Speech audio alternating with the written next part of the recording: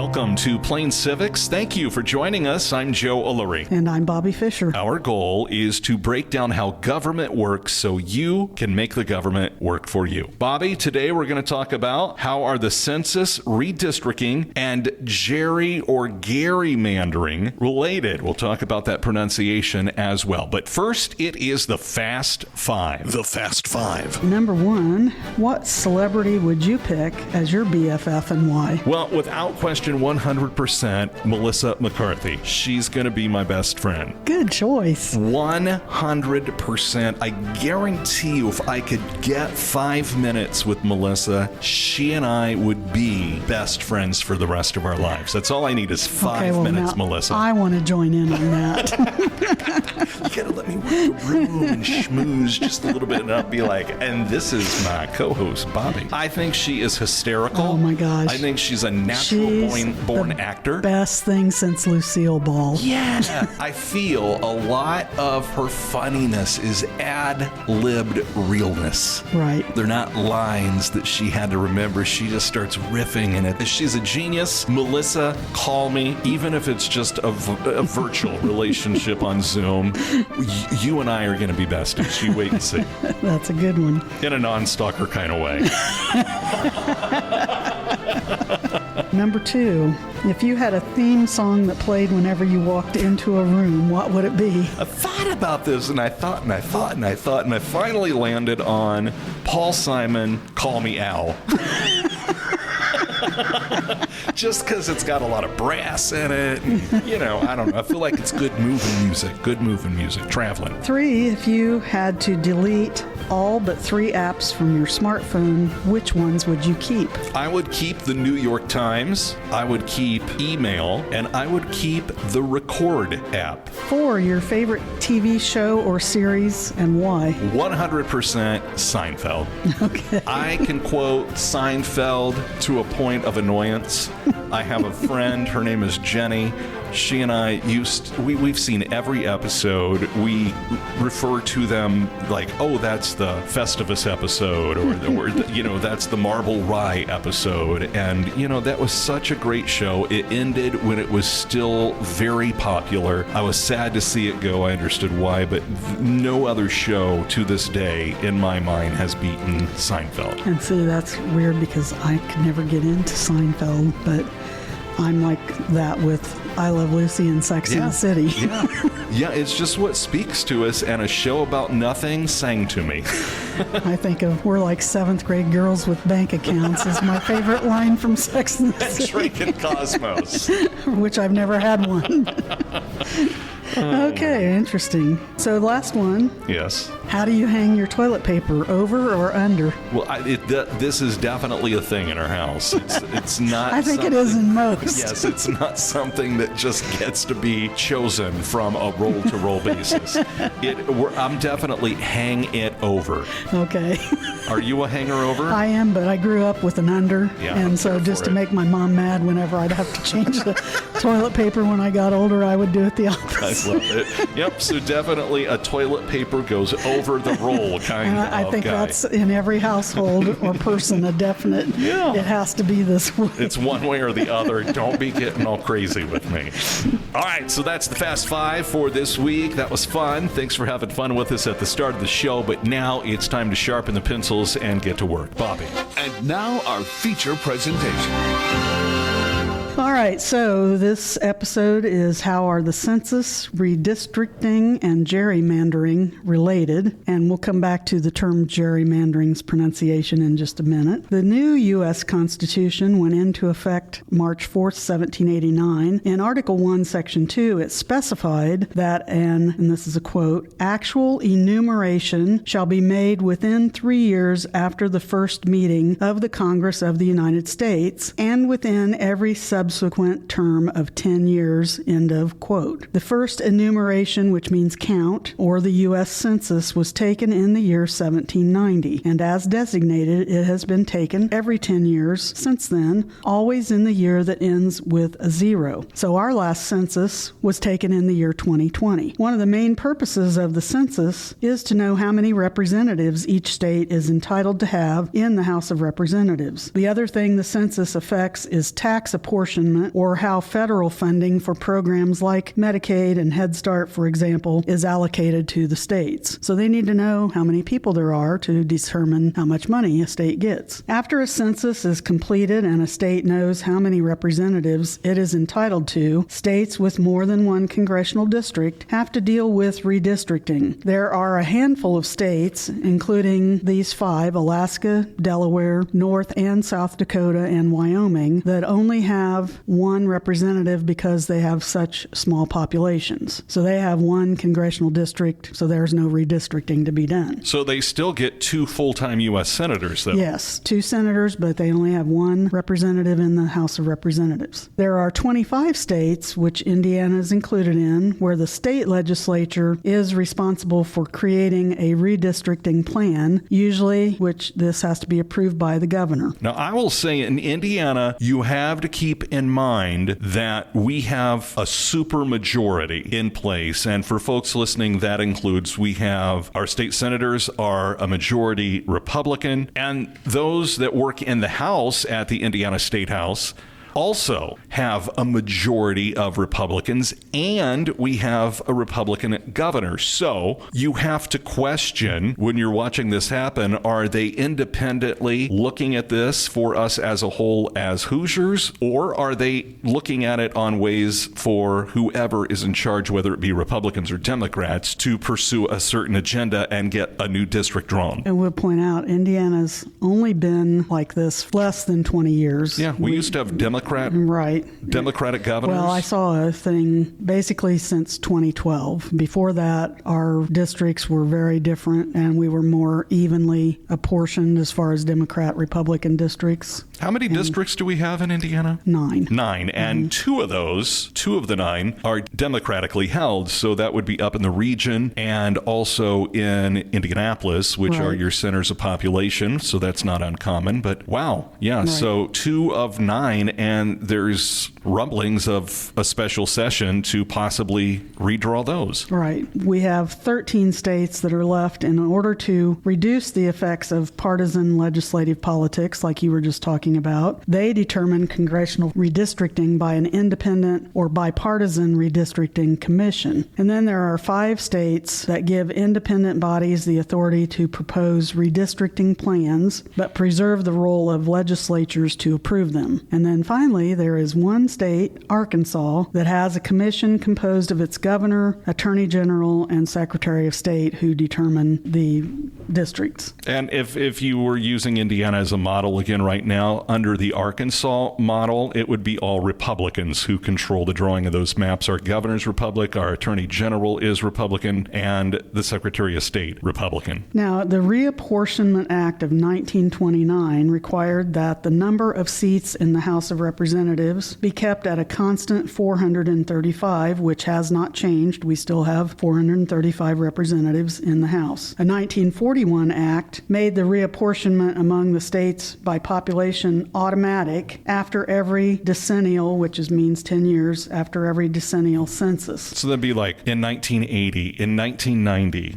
in 2000, in 2010, in 2020, and in 2030. It has to happen every time based on that. So by law, the 44 states with more than one representative must redistrict after each decennial census to account for population shifts within the state, as well as, when necessary, to add or remove congressional districts. For example, Indiana, we used to have 11 congressional districts, 10, and now we're down to 9 because we're in the Rust Belt, so we've lost population. We're down to 9 congressional districts. Something interesting, Bobbi, though, the other day I received in the mail a letter, and it was, I think, because my hometown is trying to have a special census because they think maybe they've had a population explosion. And I had to look up, is this normal? And what's the reason behind this? Why are you asking me census questions in 2025? And it was because our town thinks that it has grown to a point to those services you mentioned or that funding that you mentioned that's all based on this. Maybe we're missing out on some. That's interesting. I didn't know that they could do do that. Yeah, I had to look it up because I didn't trust it. Good thing to do. Yes. Right now, currently, as we speak, there is a huge controversy over Texas redistricting, which is at the request of the current president of the United States, who outwardly admits that this is to try to make Texas have more Republican-leaning districts to help Republicans retain the majority in Congress after the midterm elections next year in 2026. Although the Constitution or federal law does not prohibit states from redistricting at any time between censuses, up to and including redistricting prior to each congressional election, provided such redistricting conforms to various federal laws, it is usually highly controversial to do so, no matter which political party is behind it. And yes, they have both been guilty of 100%, trying to do both this. sides, yep. We're just using the current Texas thing as our example right now because it's in the news. Because of this, many states prohibit mid-decade redistricting, although this is more prevalent for state legislative redistricting than for congressional redistricting. Both federal and state courts can also order the redistricting of certain maps between censuses because said maps were ruled unconstitutional or against federal law, for example. Examples of this are the redistricting that occurred between the 2016 and 2018 elections in Pennsylvania, and there was also redistricting that occurred in North Carolina in that time. Each state can set its own standards for congressional and legislative districts. In addition to equalizing the population of districts and complying with federal requirements, criteria may include attempting to create compact, contiguous districts, trying to keep political units and communities within a single district, and avoiding the drawing of boundaries for purposes of partisan advantage or incumbent protection. By now, if you have listened to any news in the last 2 weeks when they have talked about the Democratic members of the Texas legislature leaving Texas to prevent redistricting midway between censuses, you have likely heard the term gerrymandering. Remaining consistent with our podcast mantra of remaining nonpartisan, please know again, both parties have been guilty of gerrymandering. It's not just the Republicans. Democrats have done it as well. In fact, Democrats in California are trying to offset Texas currently by doing their own mid-census redistricting. New technologies have made the practice of gerrymandering far more ruthlessly effective and efficient today than it ever has been before. And we're going to come back to redistricting in a few minutes after we talk about the origin of gerrymandering. First of all, you mentioned the pronunciation, yes. And I did as well. I've heard it both ways. Yeah, well, the term gerrymandering is partly named after Massachusetts politician Elbridge Gerry. We remember him. Yes, he was mentioned in our Constitutional Convention episodes. He was a Massachusetts politician who was part of the framers that created our Constitution, but he pronounced his last name Gerry. Mm-hmm. It's Gerry, but it's a hard G. Some people have thought that is pronounced Jerry, so yes. When the term was first used, it's said that it was pronounced gerrymandering, but over the course of time, it's kind of slipped into what we more commonly hear as gerrymandering with the softer G sound. So that's kind of where the pronunciation difference comes in. Like I heard it on the news a couple times recently, and they actually called it gerrymandering. So I figure now that the people that are doing it are just, doing it to be a smarty. That may be. They may know the backstory. Yeah. But anyway, the term I'm going to call it gerrymandering just because we'll stick with that. That's what I've usually heard. It's what we call a portmanteau, which means I've never heard that. Yeah, a combination. You hear it on Jeopardy a lot, the word I missed that one. Which just means it's a combination of two things. Put together. The last name of Elbridge Gerry and a salamander. That's where we get the mandering part. And you'll explain where the salamander right. part comes in? I will. So we have a combination of a politician and a slithery lizard-like amphibian. Now, again, you may recognize the name Elbridge Gerry if you listen to our earlier episodes about the Constitutional Convention, because Gerry was a founding father from the state of Massachusetts. In fact, he was one of the 3 men who refused to sign the Constitution at the end because it did not have a Bill of Rights. Gerry was also a signer of the Declaration of Independence. He was a 2-term member of the House of Representatives. He was governor of Massachusetts and a he was elected U.S. Vice President under James Madison. He elected in 1812. However, Elbridge Gerry died a year and a half into his vice presidency, so he didn't get to be vice president for very long. But he had a long political career. Before that, he was also a businessman. But it was during Elbridge Gerry's term as Massachusetts governor that the term gerrymandering came about. That stuck because of him. Yeah. So the term was first used by the newspaper The Boston Gazette in March of 1812 as a reaction to a redrawing of voting districts for the Massachusetts Senate under Governor Elbridge Gerry. Though the redistricting was done at the behest of Gerry's Democratic Republican Party, and Gerry found the proposal, and they've got, this is quoted, highly disagreeable, it was Gerry who signed the bill in 1812. So he didn't really like the idea of doing this redistricting this way, but it was his party requesting it, so he signed it into law. As a result, he received the dubious honor of attribution along with its negative connotations, and he lost the next gubernatorial election, probably because of the unpopular gerrymandered election map. But his party, the Democratic Republicans, kept control of the Massachusetts Senate. So this explains the Gerry or Jerry part of the term. As for the salamander, one of the remapped, contorted districts in the Boston area was said to resemble the shape of a mythological salamander. That would have to be some fine lines for you to pick a salamander out of your district. So the newly drawn state Senate district in Massachusetts in Essex County was lampooned in cartoons as a strange winged dragon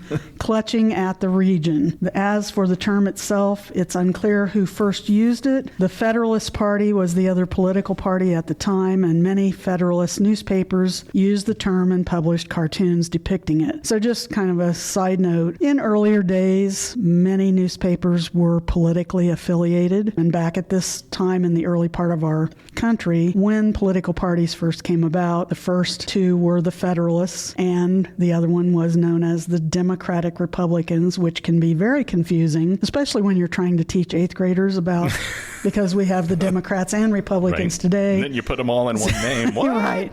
So, but that was the case. Those were the two main political parties at the time. And so since newspapers were often politically affiliated, it makes sense that the Federalists affiliated newspapers would create cartoons and such depicting this salamandery type thing, and lampooning the gerrymandered districts in Massachusetts. So one of these days we need to just spend an episode talking about political parties, so we have some time for that to breathe. Yeah, it may be a several-parter because our political party names and evolution. It's even like when people say, well, the Democratic Party was like the party of the KKK. Yeah, that is true back in like the 50s and 60s. But as parties have again continued to transform, not true today. Yeah. But again, that's for later.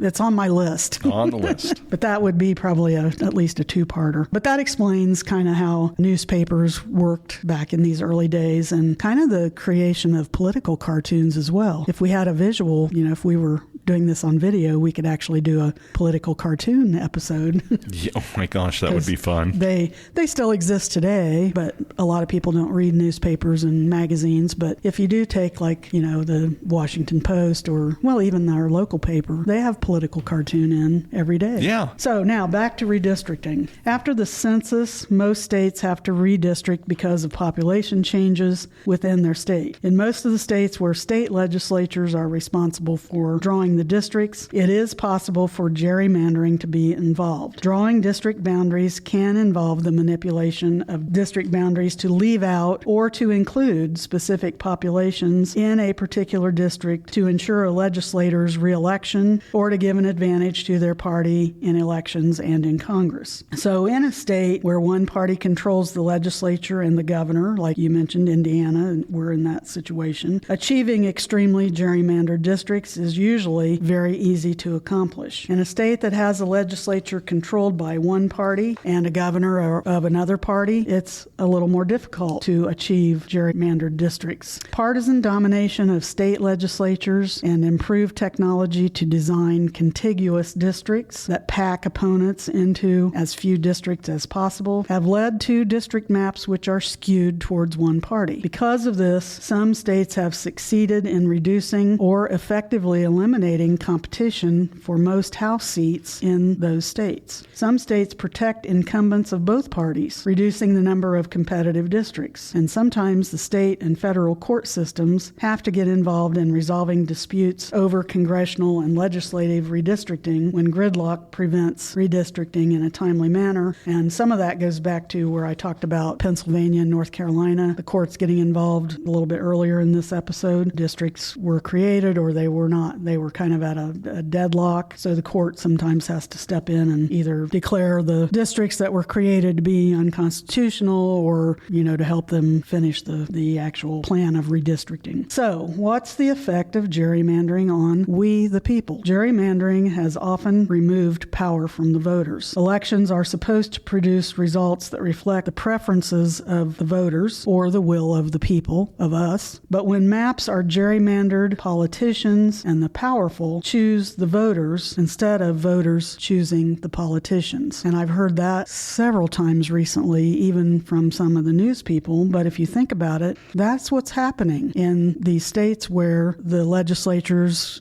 make the decision and they have, all one political party controls them. The politicians are choosing the voters instead of we, the voters, choosing the politicians. Which is so backwards. Right. When you have elected officials who arrive and finally land at a mindset of, I really don't have to listen to my constituents because I know that my district is drawn in favor of fill-in-the-blank party. Right. I can do what I want. I can vote for, and there are no consequences because he or she knows when it's election time, they are in a bankably reliable fill-in-the-X for the party. And so they sort of just check out and do what they want. And I think we need to start pushing back on that more. That should make us really mad. And this has really made me think about it. This is distorting the will of the people. So if you think about it, the result then undermines the foundation of representative democracy. Yeah, I think it should be a crime, quite frankly.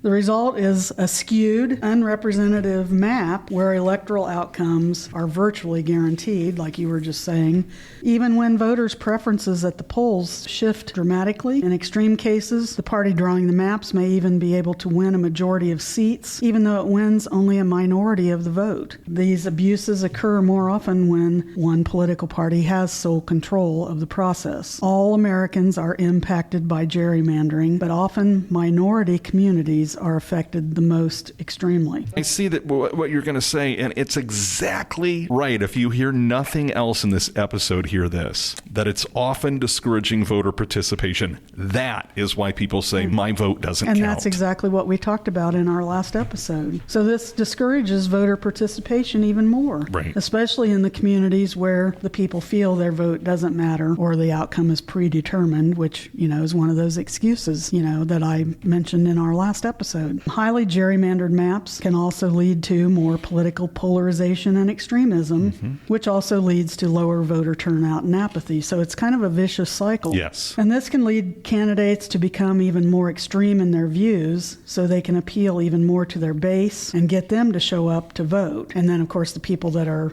already believe their vote doesn't count are going to be more sure to stay at home and not go and place their vote. And I would argue that's maybe part of the reason that some folks who are in power don't want there to be more people participating in the process. Exactly. Like I said, it's a vicious cycle if you think about it. And another negative impact that people need to think about of the gerrymandering and not going and voting is unfair maps lead to even more unfair allocation of resources to communities. So, again, it all comes local. It's like the snowball rolling down the hill. This happens and it's all, like I said, a vicious cycle. Yeah, agreed. Now, two of the main methods of gerrymandering are known as cracking and packing. And I never heard this, so this is interesting. Cracking splits groups of disfavored voters among multiple districts, so it's kind of like you're spreading them out. With their electoral strength divided, cracked groups struggle to elect their preferred candidates in any district because they are too small. Their share of the electorate is too small to be effective. Packing is the opposite of cracking. So with packing, the map drawers cram members of disfavored groups or parties into as few districts as possible. The packed groups are then able to elect their preferred candidates by overwhelming margins, but their voting strength is weakened everywhere else. And then there are a couple other lesser used tactics. One is called hijacking, where redistricting tactic merges two districts, forcing two incumbents to compete for the same seat, ensuring that one of them loses. And I remember this happened, I believe it was in Wisconsin, where there was a well-known case of this after the last census, and then I think it was in the last election last fall. There was a couple people that were running that had been in different districts, and now they were suddenly competing against each other because of the redrawn districts. And that's one more element of confusion that you can add into why people don't vote and can't follow what's going on, but it's not super simple to follow. Right. And some of these offices are running every other year. They're running for 2-year terms, so they're constantly in election mode. The House of Representatives, it's every 2 years, so it's like they're almost always running for raising money. Yes. The last term that's used is called kidnapping, which moves an incumbent's home address into another district, which essentially means that they can't run, or they have to run in a different district this time, which may, again,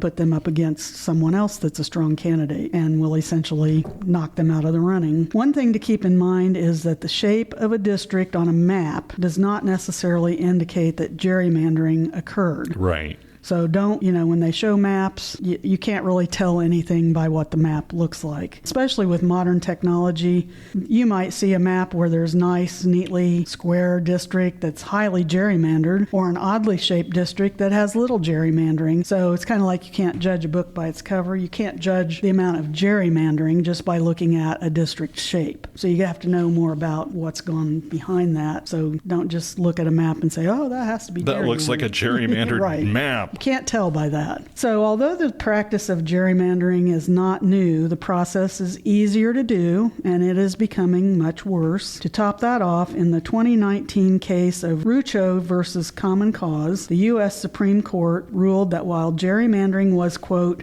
inconsistent with democratic principles, end quote, gerrymandering claims were a, quote, political question, end quote, beyond the reach of federal courts to address. Interesting. That is interesting. So whose role is it to reel all this in? I guess they're throwing it back to the states who determine the process.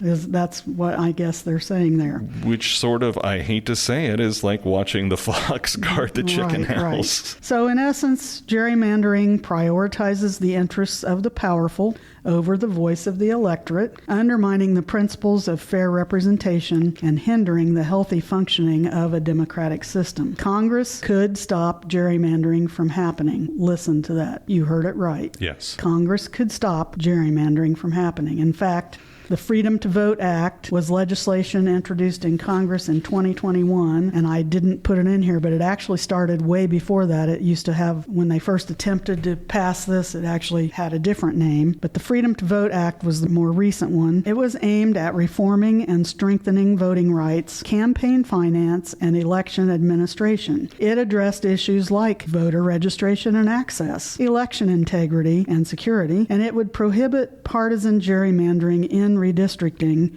and would reform campaign finance and curb dark money in politics. So again, go back to our last episode if you listened about why people don't vote and election integrity and voter registration and access. This would help all of that, the gerrymandering and making it easier for people to vote. There's this argument out there that right now is trying to gain traction that our elections aren't safe and don't have integrity. And I would argue, not to be political, but this is my opinion, that maybe maybe some of the stealing of the election is happening on the backside when they're drawing these districts. And people, that's hard for some folks to follow. But if you're moving the lines all around to favor one party or the other, and again, Bobbi, you've mentioned both sides have done it. Right.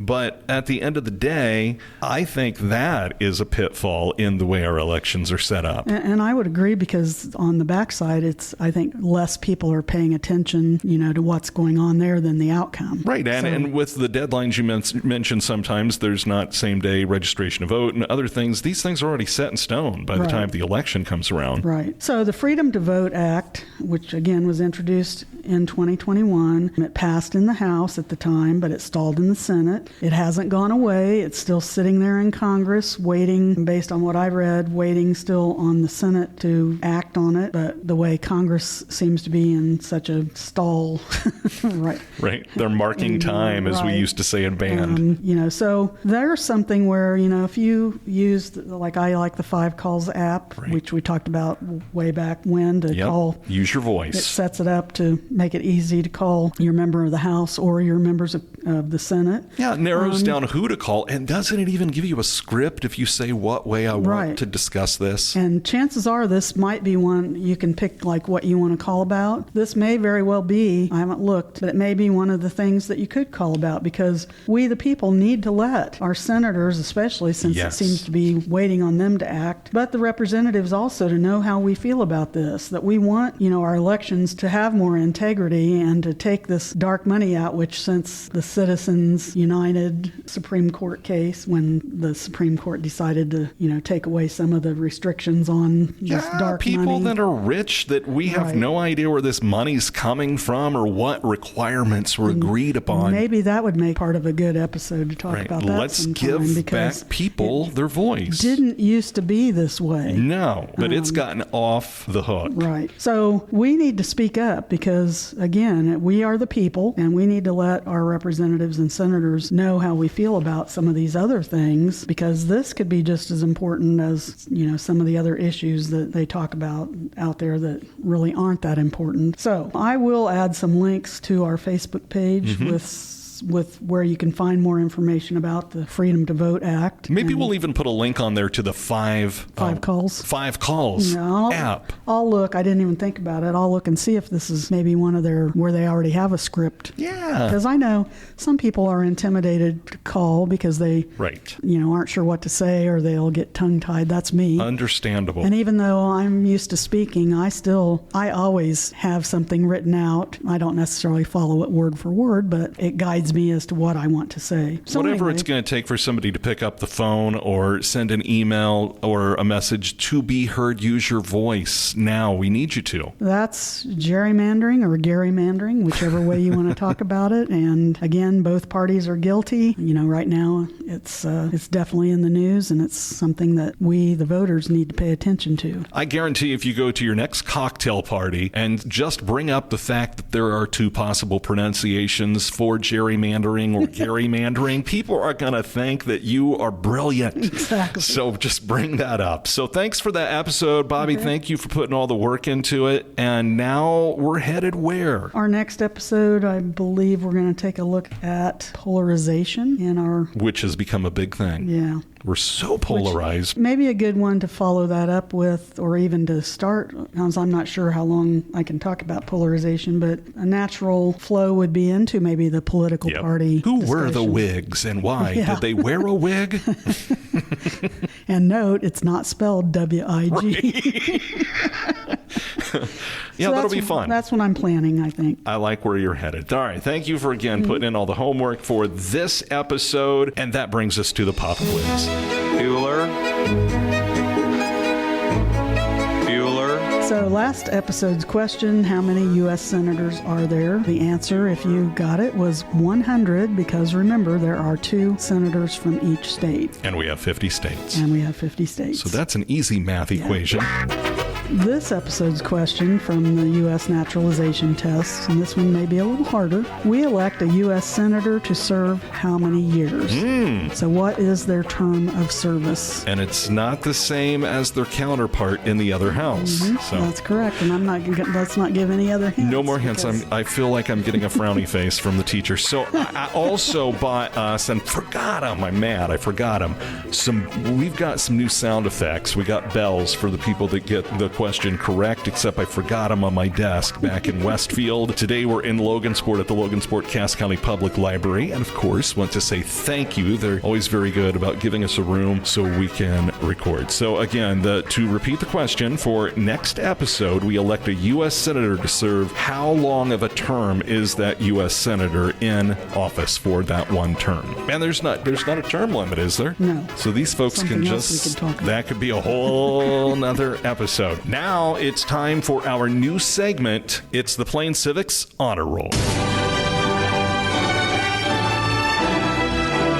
And Bobbi, this week we have someone who has walked your path in life. Her name is Jan Berry, and she did what you do. Yes. Or did. That's what she said. She's a former civics teacher. When we got her note, it really touched my heart because it's something that you can tell. I don't know, is that something that's just in the DNA of civic teachers where you can just tell they do really, really, really care. They do really, really want to pass the information on to the kids. They have a big heart. Yeah, I've never met a civics teacher yet they're just not passionate, extremely passionate about it. So again, Jan Berry, thank you for your note, and thank you for all the years that you taught students civics. We know that you're listening to us from Texas, but grew up in Missouri, so thank you for reaching out to us. And we would encourage, if you're listening to this podcast right now, reach out to us, maybe share our episode, give us a note on our Facebook page, or give us a review on the app that you're listening right now to this podcast, and we might feature you on our honor roll. But again, this week, congratulations to Jan Berry, our special listener for this week. So that does it for us. Another episode in the books today. Thank you for listening to Plain Civics, where we break down the basics. No politics, just facts. And until next time, stay informed and stay engaged. This is Plain Civics. Join us for the journey as we break down the basics of how government works